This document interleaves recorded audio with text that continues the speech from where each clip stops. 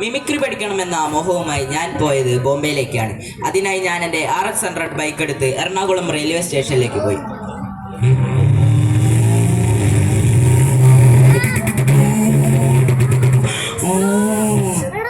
Railway സ്റ്റേഷനിൽ എത്തിയതും തീവണ്ടി വന്നു.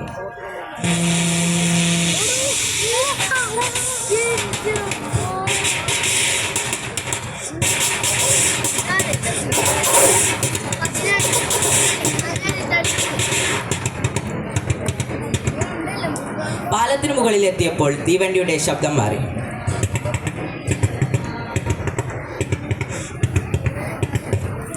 കണ്ണടച്ചു തുറന്നതും ഒരു തീവണ്ടി എതിർ ദിശയിലേക്ക് പോകുന്നുണ്ടായിരുന്നു.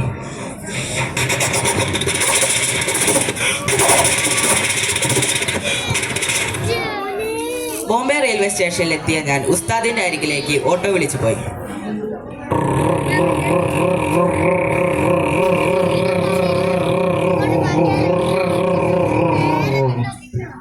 ഉസ്താദിനെ കണ്ടതും എൻ്റെ ചങ്കിടിപ്പ് കൂടി.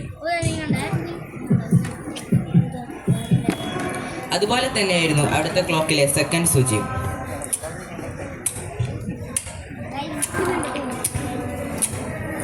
ഉസ്താദിന്റെ ഭാര്യ അടുക്കളയിൽ തേങ്ങ ചിരകി മിക്സിയിലിട്ടു.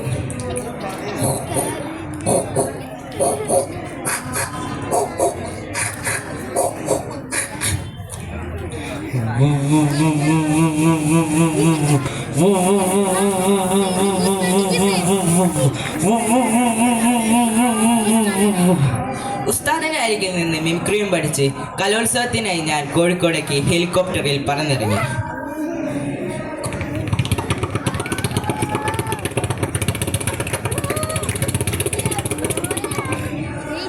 ഹെലികോപ്റ്റർ ഇറങ്ങിയതും ഒരു നായ എൻ്റെ നേരെ കുരച്ചു.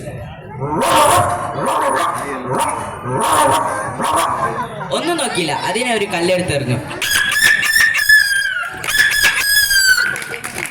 പിന്നെ അതെന്നെ സോപ്പിടാൻ നോക്കി.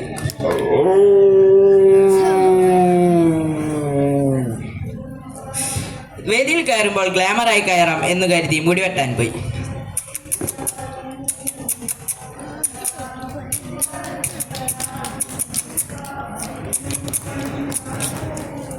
അപ്പോഴാണ് ബാർബർ ചേട്ടൻ മോട്ടർ ഇടാൻ പോയത്.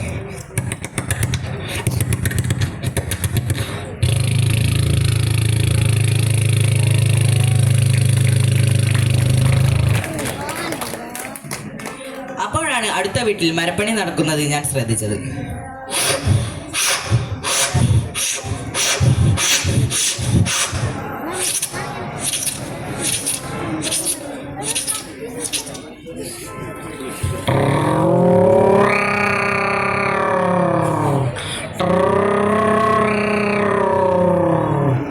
അപ്പോഴേക്കും നേരം ഉച്ചയായിരുന്നു. ഭക്ഷണം കഴിക്കാൻ ഞാനൊരു തട്ടുകടയിൽ കയറി. അവിടെ ഒരു ചേട്ടൻ ഓംലെറ്റ് എടുക്കുകയായിരുന്നു. എനിക്കും ഒന്ന് കഴിക്കണമെന്നുണ്ടായിരുന്നു. പക്ഷേ അവിടെ ഈച്ചയുടെ ശല്യം ഏറെയായിരുന്നു.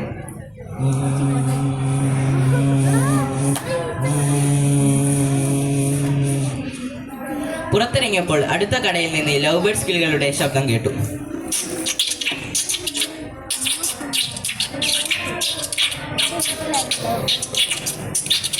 അതിനെയും മേടിച്ച് വീട്ടിലോട്ട് നടന്നു. ഇതോടെ എൻ്റെ എളിയ മിമിക്രി അവസാനിക്കുന്നു. നന്ദി, നമസ്കാരം.